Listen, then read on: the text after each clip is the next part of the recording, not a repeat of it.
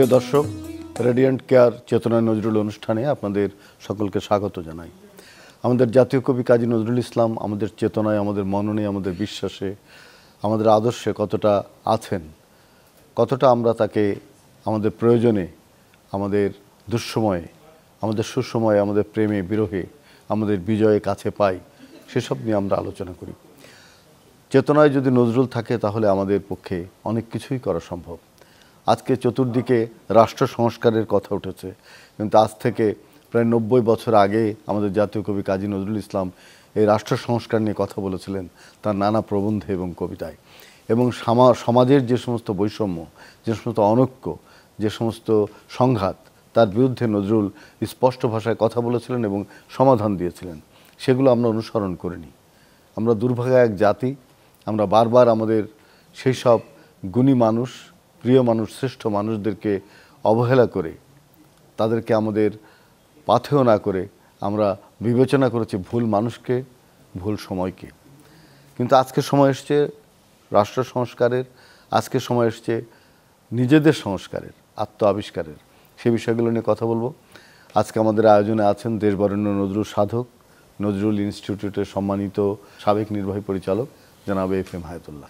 আমাদের সঙ্গে আছেন দেশের প্রখ্যাত নজরুল সঙ্গীত শিল্পী স্বরলিপি। আজকে যারা বাজাবেন আছেন কিবোর্ডে সজীব এবং তবলায় অপূর্ব। আমরা এই আয়োজনটিকে আনন্দময় করতে চাই। এফ.এম. হায়াতুল্লাহর কাছে প্রথমে যাই, আমরা একটু আলোচনা করে নিতে চাই যে আমাদের সংস্কারের কথা চতুর্দিকে শোনা যাচ্ছে। তো নজরুল, আমরা বলি আমাদের সব সময় তিনি প্রাসঙ্গিক, তাহলে রাষ্ট্র সংস্কারে নজরুল কতটা প্রাসঙ্গিক বলে আপনি বিবেচনা করেন? অনেক ধন্যবাদ। আসলে রাষ্ট্রের মধ্যে আমাদেরকে বসবাস করতে হয়। নজরুল যখন ছিলেন তখন ঔপনিবেশিক ব্রিটিশ আমল, তো সেই সময়েও যে রাষ্ট্র কাঠামো ছিল তারা স্বশাসন ছিল না। ব্রিটিশরা উপনিবেশ করে এই ভারতীয় উপমহাদেশকে শাসন করত। নজরুল ছিলেন, এটা বলা হয় যে তিনি ওই পরাধীন বিশ্বের সবচাইতে মুক্ত মানব। কিভাবে? তার লেখায়, তার লেখনী, তার চিন্তায়, তার দর্শনে তিনি ছিলেন সংস্কারকামী একজন মানুষ। পৃথিবীর সকল মানুষকে আসলে দুইটা প্রধান শ্রেণীতে বিভক্ত করা সম্ভব। সেটি হলো, এক দল হবেন সংস্কারমুখী, আমরা যাদেরকে বলতে পারবো রিফর্মিস্ট, আর একদল হবেন যে এই সংস্কারকে যারা মেনে চলবেন, তারা হবেন কনফর্মিস্ট। তো অনুসারী। সংস্কার সকলে করতে পারে না। সংস্কার সাধন করতে হলে যে ধরনের দক্ষতা, বুদ্ধিমত্তা, জ্ঞান, প্রজ্ঞা এবং নেতৃত্বের গুণাবলী প্রয়োজন হয়, তো সেই ধরনের গুণাবলী শিল্পীদের হয়, সাহিত্যিকদের হয়, রাজনীতিবিদদের হয়। তো সেই জন্যে সংস্কারের জন্য যে নেতৃত্বের প্রয়োজন, সেই নেতৃত্ব সাহিত্যিক জগতের মধ্যে নজরুল ইসলামের ছিল। এবং তিনি এই রাষ্ট্র কাঠামো যেটি ছিল ঔপনিবেশিক, সেটি ছিল ব্রিটিশরা এখানে এসেছিল এখানে বেড়ানোর জন্য নয়, তারা এসেছিল ব্যবসা বাণিজ্য করার জন্য।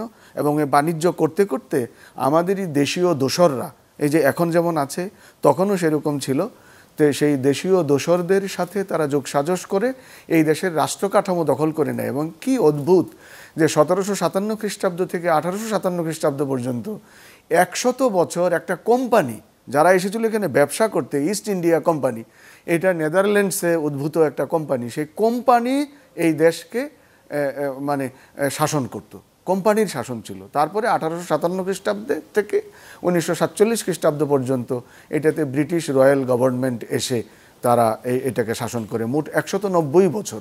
তার মানে এই উপনিবেশ করে এই যে শাসন, এই শাসন ছিল মূলত শোষণকেন্দ্রিক।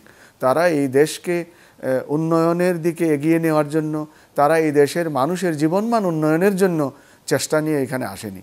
এইখান থেকে সম্পদ তাদের দেশে পাচার করার জন্য এখানে এসেছিল। এইগুলো শিল্পী সাহিত্যিক যারা, তারা এই সমাজকে অধ্যয়ন করেন এবং সমাজের এই প্রয়োজনগুলো তারা ভালো বুঝেন এবং সেইগুলো বুঝে সমাজের তাদের যারা সমাজবদ্ধ মানুষ তাদেরকে এইগুলো ধরিয়ে দিতেন। নজরুল ইসলাম তার কাব্যে, তার সাহিত্যে, তার গানে, সকল কিছুর মধ্যে এই বিষয়গুলো এনেছেন যে তারা এই ব্রিটিশ বা ঔপনিবেশিক শক্তি কিভাবে আমাদের এই দেশকে শোষণ করে যাচ্ছে। তো তিনি সেই অর্থে বলা যায় যে সাহিত্যিকদের মধ্যে অন্যতম সংস্কারক, যিনি সংস্কার চিন্তা নিয়ে এই ব্রিটিশদেরকে এইখান থেকে বিতাড়নের জন্য নিজেও সংগ্রামে ঝাঁপিয়ে পড়েছিলেন। এবং তিনি সেই সময়ে ব্রিটিশদের বিরুদ্ধে কথা বলেছিলেন এবং রাষ্ট্র সংস্কারের একটা কথা তার হৃদয় সবসময় থাকতো এবং তিনি কবিতায়, তার গানে, তার বক্তব্যে তিনি প্রকাশ করেছেন। যেহেতু সেই বক্তব্যটা এখনও খুব প্রাসঙ্গিক বলে আমরা বিবেচনা করি, তার লেখাগুলো এখনও খুবই প্রাসঙ্গিক। তিনি মৌলবাদের বিরুদ্ধে, অগণতান্ত্রিক অবস্থার বিরুদ্ধে বারবার কথা বলেছেন এবং এই যে পুঁজি লগ্নি করে কিংবা এই যে মজুদদাররা খাদ্য মজুদ করে যে দাম বাড়িয়ে দিচ্ছে, দ্রব্যমূল্যের ঊর্ধ্বগতি, এর বিরুদ্ধেও কিন্তু তার ব্যাপক, মানে আমাদের জীবনযাত্রাকে প্রভাবিত করে এরকম সকল বিষয়ই তার সচেতন দৃষ্টি। অনেক ধন্যবাদ আপনাকে। যাব স্বরলিপির কাছে। স্বরলিপি, কোন গানটি শুনবো? আমি গাইছি পিলোরাগে নিবদ্ধ একটি ঠুমরি অঙ্কের গান, পরাণ প্রিয় কেন এলে অবেলায়।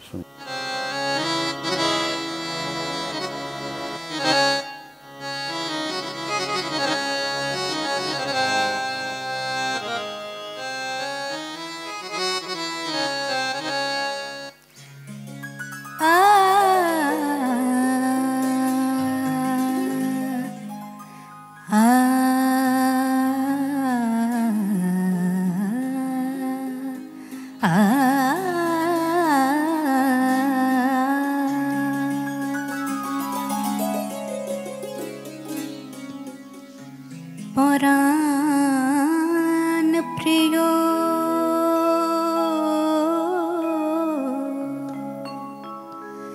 কেন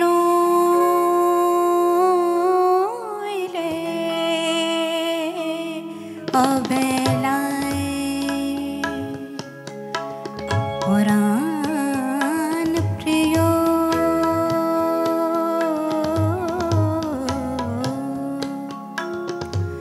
কেন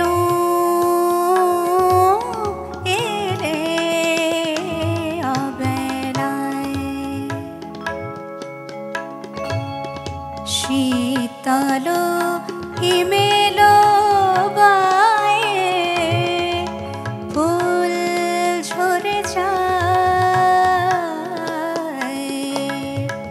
শীতল হিমেল গায়ে ফুল ঝরে যায়, কেন এলে অবেলায়, অবেলায়,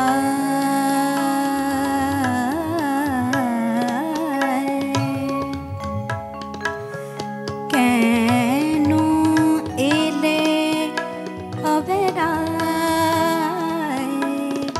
কেন এলে অবেলায়,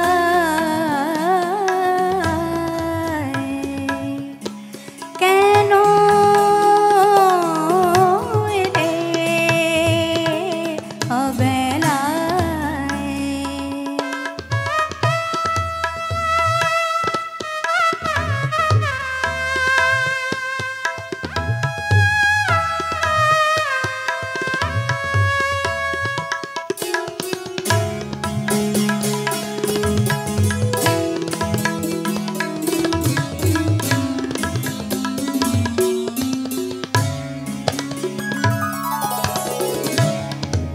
সেদিনও সকাল বেলা খেলেছে কুসুম খেলা, সেদিনও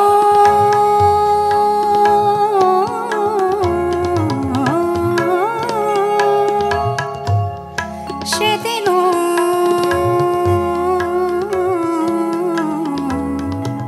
সেদিনও সকালবেলা খেলেছে কুসুম খেলা, আজি যে কাঁদে একলা,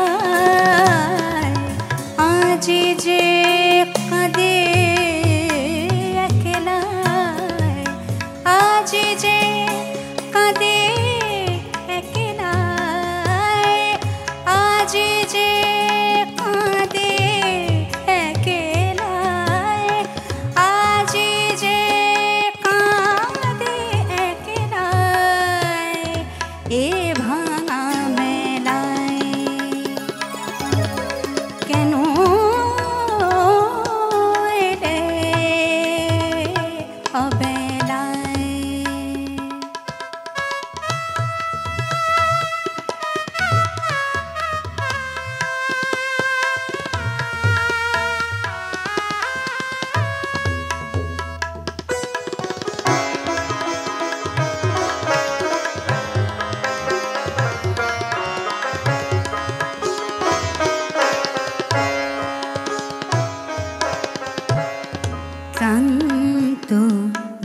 দিবস দূরে দূরে দূরে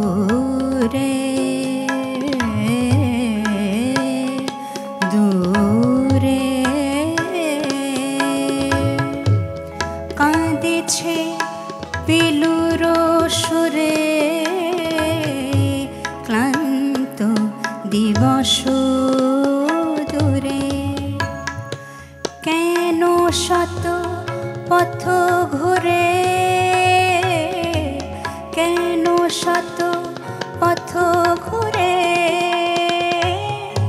কেন শত পথ ঘুরে কেন শত পথ ঘুরে কেন শত পথ ঘুরে আসিলে ঠায় কেন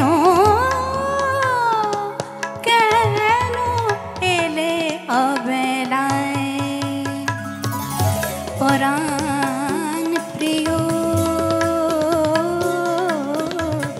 কেন এলে অবেলায় শীতল হিমেল বায়ে ফুল ঝরে যায় কেন এলে অবেলায় এলে অবেলায় এলে অবেলায়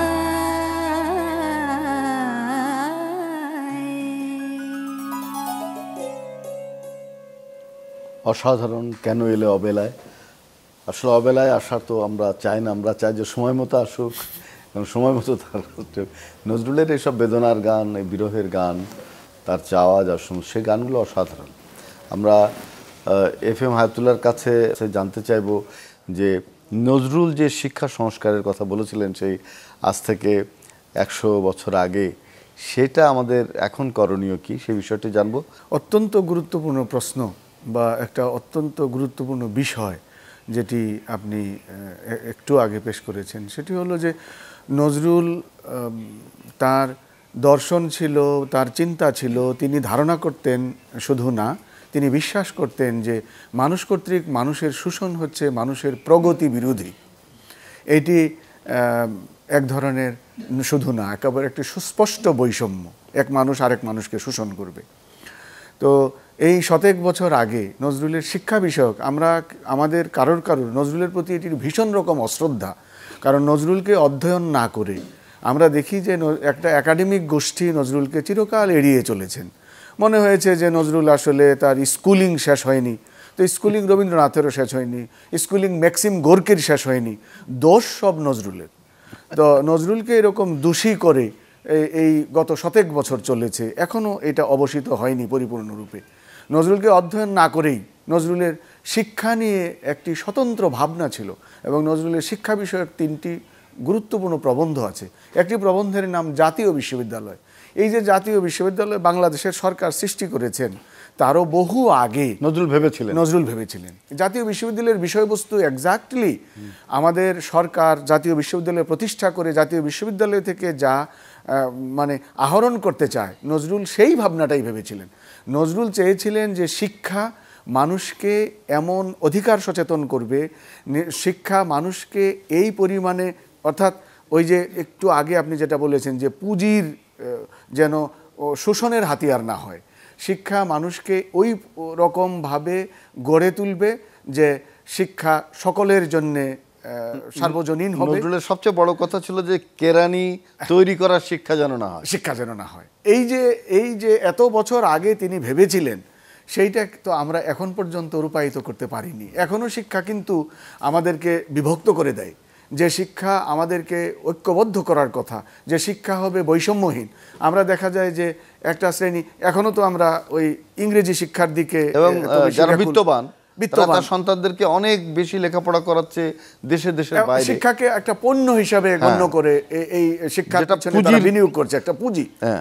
এখন এই যে আমাদের দেশে অনেক বেসরকারি বিশ্ববিদ্যালয়ের বিকাশ হয়েছে, খুব ভালো কথা, শিক্ষা যেন সকলের কাছে পৌঁছায়, কিন্তু সকলের কাছে কি শিক্ষা পৌঁছতে পেরেছে এবং তারা কি শিক্ষা এখন নিতে পর্যন্ত? পারছে? তারা কি শিক্ষা নিতে পারছে কিনা, তো এই বিষয়গুলো এখনো অসমাহিত এবং রয়েই আমাদের গেছে। সিলেবাসগুলো যেখানে যে পাঠ্যক্রম দেওয়া হয়েছে সেই পাঠ্যক্রমে জাতীয় যে মানে বিন্যাস, জাতির অন্তর্দর্শনের যে বিন্যাস সেটি নেই, অথবা জাতীয় যে প্রয়োজন সেটাকে অ্যাড্রেস করতে পারছে কিনা সেটা সঠিকভাবে পারছে এবং না। একবিংশ শতকে বিজ্ঞানের যে অগ্রযাত্রা, প্রযুক্তির যে অগ্রযাত্রা, সেই জায়গায় তো আমাদের শিক্ষা নাই, সেই জায়গায় শিক্ষা পৌঁছেনি। অর্থাৎ বিজ্ঞান মানুষকে শিক্ষা নাই। সুতরাং ওই আমাদের নজরুলের যে এই শিক্ষা বিষয়ক 3টি প্রবন্ধ, এইগুলো যদি ভালোভাবে অধ্যয়ন করা যায়, তার মধ্যে তার দিক নির্দেশনা আছে, তার মধ্যে আমাদের কিভাবে এগুলে আমরা এই শিক্ষার বাস্তব উদ্দেশ্য এইটা অর্জন করতে পারবো, সেগুলো সবই তার। আমরা খালি দেখি যে এক সরকার আসে সিলেবাস চেঞ্জ করে,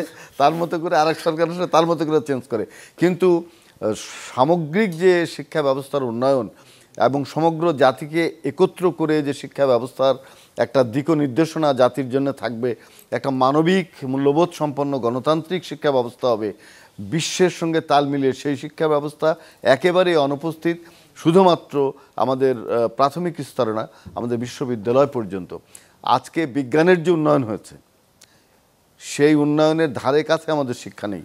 অর্থাৎ নজরুলের শিক্ষা ভাবনা যদি বাস্তবে রূপায়িত করতে চায় কোনো সরকার, তাহলেই শুধু বৈষম্যহীন সমাজ প্রতিষ্ঠিত। এবং নজরুল তার যে তরুণদের শিক্ষার প্রতি গুরুত্ব দিয়েছেন, রবীন্দ্রনাথ মুক্ত শিক্ষা সেই শান্তিনিকেতনে, সেই জায়গাতেও আমরা কিন্তু যেতে পারিনি এখনো, জি, মুক্ত শিক্ষার জায়গায়, তাই না? আর শিক্ষা সব মানুষের অধিকার, সব মানুষের অধিকার আছে শিক্ষা গ্রহণের, সেই জায়গায় আমাদের থাকতে হবে। নজরুল যেমন বলেছিলেন, আপনি নিশ্চয়ই সেই কবিতাটা আমাদের সবার জানা, থাকবো না কো বদ্ধ করে দেখবে এবার জগৎটাকে, কেমন করে ঘুরছে মানুষ যুগান্তরের ঘূর্ণিপাকে, দেশ হতে দেশান্তরে ছুটছে তারা কেমন করে সমস্ত মানুষ সেই বিদ্যুপুরী সিন্ধু ছেড়ে মুক্ত আনে, সব কথা তিনি বলছেন। তো আমরা কি এখনো সেই জায়গায় যেতে পারিনি? তিনি কিন্তু পথ নির্দেশনা দিয়েছিলেন। আপনি অসাধারণ করে বললেন তার 3টি প্রবন্ধ, সেগুলো আমাদের শিক্ষা বা কাঠামোর মধ্যে আমাদের পাঠ্যপুস্তকে নেই, কোথাও নেই, জানেও না। এই প্রবন্ধগুলো অনেকে জানেও না যে 3টি শিক্ষা নিয়ে 3টি প্রবন্ধ আছে। একটি প্রবন্ধের নাম জাতীয় বিশ্ববিদ্যালয়, একটি জাতীয় শিক্ষা, এরকম। তো এইগুলো নজরুলের শিক্ষা ভাবনা সম্পর্কিত প্রবন্ধ, এটি তো আজকে নয়। এবং আমি মনে করি যে এটা আমাদের 5ম শ্রেণীতে, 10ম শ্রেণীতে, একাদশ শ্রেণীতে এগুলো পাঠ্য হওয়া উচিত, এবং বিশ্ববিদ্যালয় পর্যায়ে হওয়া উচিত, সেটা হওয়া দরকার এবং হওয়া দরকার। এটা আমরা দাবি উত্থাপন করছি যে নজরুলের শিক্ষা সংস্কার বিষয়ক যে 3টি প্রবন্ধ, সেটা যেন দ্রুততম সময়ে পাঠ্যপুস্তকে আসে। আপনাকে অনেক ধন্যবাদ। আমরা স্বরলিপির গান শুনবো। কোন গানটি শুনবো স্বরলিপি? এবারে গেছি নহে নহে প্রিয় এ নয় আখি জল। শুনি।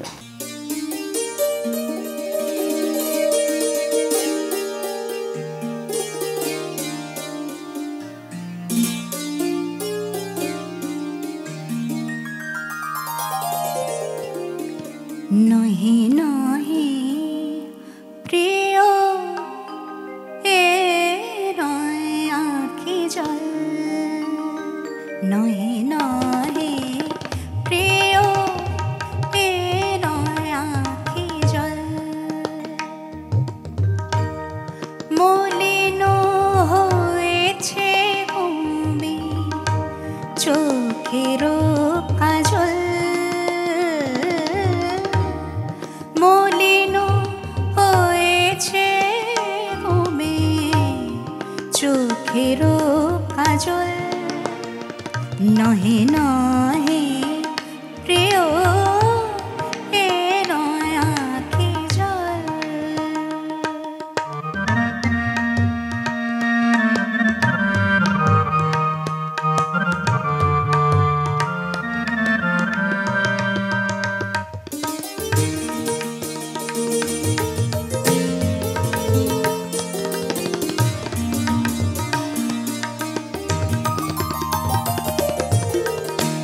হেরিয়া নিশি প্রভাতে শিশির কমল পাতে, হেরিয়া নিশি প্রভাতে শিশির কমল পাতে, ভাব বুঝি বেদনাতে, ভাব বুঝি বেদনাতে ভাবো বুঝি বেদনাতে ফুটেছে কমল ভাবো বুঝি বেদনাতে ফুটেছে কমল নহে নহে প্রিয় এ নয় আঁখি জল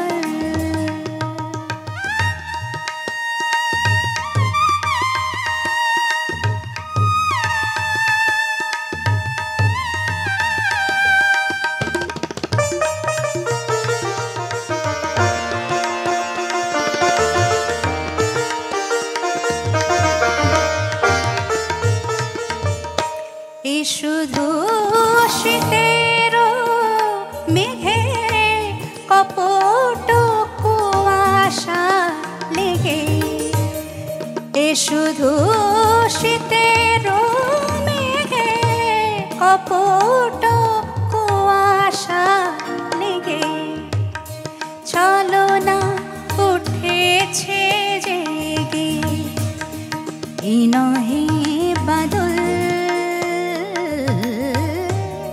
ছলনা উঠেছে জেগে এ নহে বাদল নহে নহে প্রিয় এ নয় আঁখি জল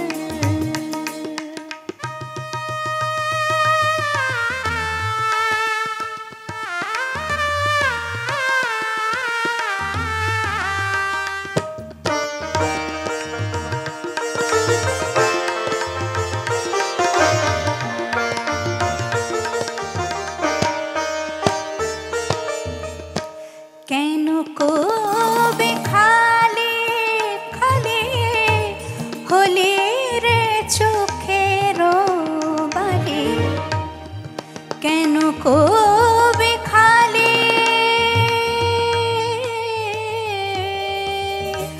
খালি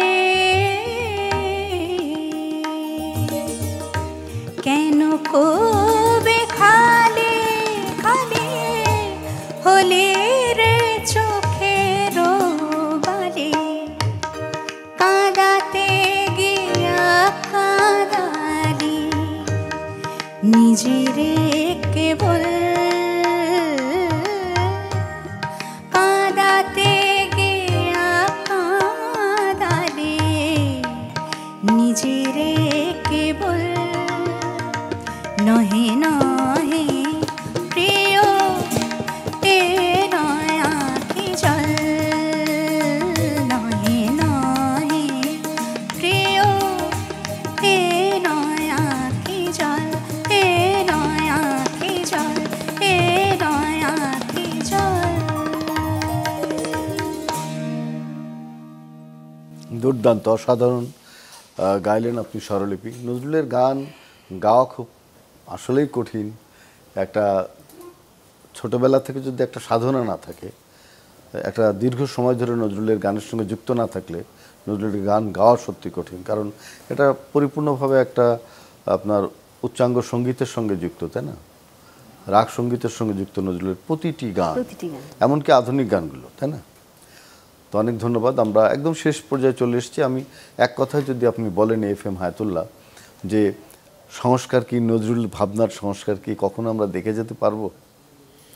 আশা করতে তো আমাদের হবেই, মানুষ আশা নিয়ে বাঁচে। নজরুল ছিলেন প্রচণ্ড রকম আশাবাদী মানুষ। তিনি কামনা করতেন যে তিনি যা স্বপ্ন দেখেন, তিনি যা আশা করেন, সেই ধরনের একটি সুন্দর মানুষের সমাজ প্রতিষ্ঠিত হবে। তো আমরা নজরুলের অনুসারী হিসেবে সেই আশা কেন করব না। অনেক ধন্যবাদ আপনাকে FM হায়াতুল্লাহ। আপনি নজরুল চর্চার সঙ্গে থাকুন, এটা দীর্ঘদিন ধরে থাকুন, সারা জীবন ধরে থাকুন, এটা আমাদের একটা বড় চাওয়া। আমাদের সঙ্গে স্বরলিপি আছেন, তিনিও নজরুলেরই সাধক, তাকে অনেক ধন্যবাদ। আজকে কিবোর্ড বাজালেন সজীব, তাকে অনেক ধন্যবাদ। ধন্যবাদ তবলায় অপূর্বকে। প্রিয় দর্শক, আমরা সেই রেডিয়েন্ট কেয়ার চেতনায় নজরুল অনুষ্ঠানে বলতে চেয়েছি যে রাষ্ট্র সংস্কারের সঙ্গে যে সমস্ত বড় বড় জায়গা যুক্ত, সংস্কারের জায়গা, যেখানে সংস্কার অত্যাবশ্যক, সবচেয়ে বড় জায়গা হচ্ছে শিক্ষা। সেই সবচেয়ে বড় জায়গা হলো অর্থনৈতিক জায়গা, রাজনৈতিক জায়গা। আমাদের স্বপ্নগুলো যেন সংস্কার করা হয়। স্বপ্নের তো সংস্কার হয় না, কিন্তু আমাদের চাওয়াগুলো যেন সংস্কার হয়। প্রিয় দর্শক, আপনারা সবাই ভালো থাকবেন, সুস্থ থাকবেন।